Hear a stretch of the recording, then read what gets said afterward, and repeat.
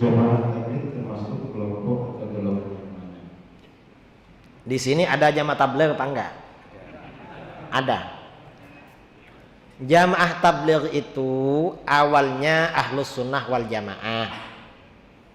Karena pendirinya Maulana Ilyas ya.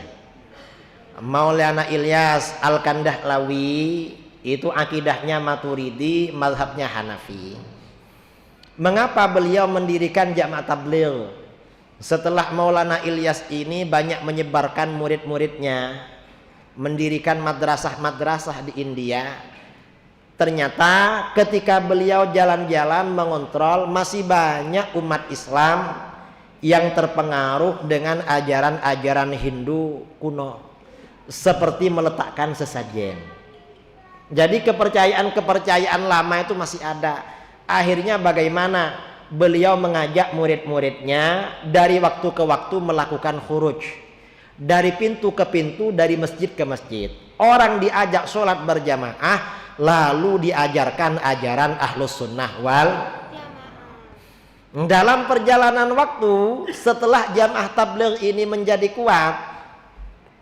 kuat ya, jamaahnya banyak kemana-mana, dibuat aturan-aturan. Aturannya apa? Pertama, gak boleh membicarakan politik. Karena itu jamaah tabligh dengan pengikut partai politik apapun hubungannya baik. Dan itu positif.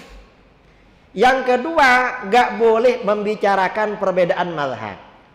Nah, yang kedua ini mengakibatkan sebagian mazhab di luar Ahlus Sunnah masuk, yaitu Wahabi. Akhirnya Wahabi masuk. Karenanya sebagian Wahabi ini masuk ke jamaah tabligh menyebarkan ajaran Wahabinya. Cuma di Indonesia karena ada 2 pondok pesantren Ahlus Sunnah yang kemudian masuk ke jamaah tabligh. Di Jawa Timur pondok pesantren Al-Fatah Temboro Magetan. Di Jawa Tengah pondok pesantren Payaman Magelang. Maka yang di Indonesia jamaah tabligh yang menginduk kepada 2 pondok ini masih tetap Ahlus Sunnah wal Jamaah.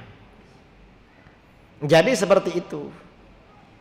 Artinya apa? Kebanyakan kalau yang di Indonesia Ahlus Sunnah wal Jamaah. Mungkin yang Wahabi ada juga. Mungkin ya, yang asalnya Wahabi.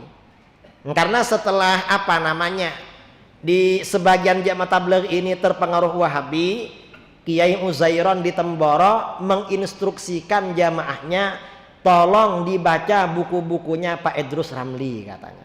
Mengapa? Biar gak terpengaruh dengan Wahabi. Akhirnya beliau memborong buku saya, tiap judul beli 2.000. Murid-muridnya wajib. Sehingga setiap ada jamaah tabligh datang ke daerah saya, pasti cari saya. Mengapa? Karena pembaca bukunya dianggap gurunya jamaah tabligh. Jadi sebenarnya pada umumnya biasanya Ahlus Sunnah wal Jamaah. Biasanya begitu. Dan gerakan mereka ini kan organisasi ya. Di Indonesia ini organisasi ada NU, ada Muhammadiyah, ada Jamaah Tabligh, ada Perti, ada Wasliyah, ada apa lagi? Ada Al-Irsyad, ada Nahdlatul Wathon dan lain sebagainya.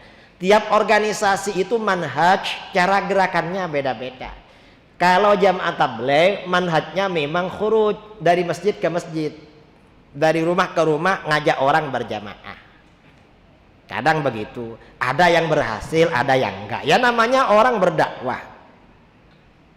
Ini mereka. Jadi ada yang seperti itu. Kalau Nahdlatul Ulama itu manhaj dakwahnya bikin pondok, bikin madrasah, ngasih pengajian, ya seperti ulama-ulama dulu lah. Itu manhaj dakwahnya seperti itu. Kalau Jamaah Tabligh ini memang khurud, kadang sebulan 3 hari, ada yang sebulan berapa, ada yang setahun 4 bulan, macam-macam. Dan mereka ini selalu mengajak orang lain khurud. Dulu ada Jamaah Tabligh datang ke rumah, Pak Kiai kapan mau khurud katanya. Saya tanya, sampean khurudnya berapa lama? Sebulan 3 hari. Saya itu kadang 3 hari di rumah. Yang lainnya malah khurud. Kata Pak Yai, kalau khurud ajak-ajak dong katanya. biar kita ini tahu jurusannya, udahlah kamu hurut-hurut sendirilah. Kadang begitu. Karena mereka ini akrab dengan saya, jamaah tabligh yang ke rumah ini biasanya saya minta untuk mengawasi masjid-masjid yang dimasuki Wahabi. Kamu hurut kemana? Tolong datangi daerah sana, katanya Wahabi masuk. Biasanya mereka berangkat, diajak kerjasama memang. Dan biasanya masjid yang ada jamaah tablighnya di kampung-kampung, jamaahnya itu hidup. Betul. Yang nggak ada jamaah tablighnya kadang hidup, kadang nggak begitu hidup. Memang seperti, ya memang jamaah tabligh ini ada kelebihan, ada kekurangannya. Dan semua organisasi pasti seperti itu. Tapi selama di dalam koridor Ahlus Sunnah wal Jamaah, saya kira gak apa-apa. Cuma manhajnya beda lah. Cuma kadang-kadang sebagian jamaah tabligh karena sering pergi ke India, sementara yang di India mazhabnya Hanafi, akhirnya setelah kesini Hanafinya dibawa, itu gak cocok. Karena kita ini mazhabnya Syafi'i. Jadi perlu diperhatikan seperti tahlilan. Kadang karena di sana gak ada, di sini gak tahlil. Seperti maulid itu gak cocok. Ya, mestinya ya tetap dijaga lah mazhabnya itu. Saya kira seperti itu.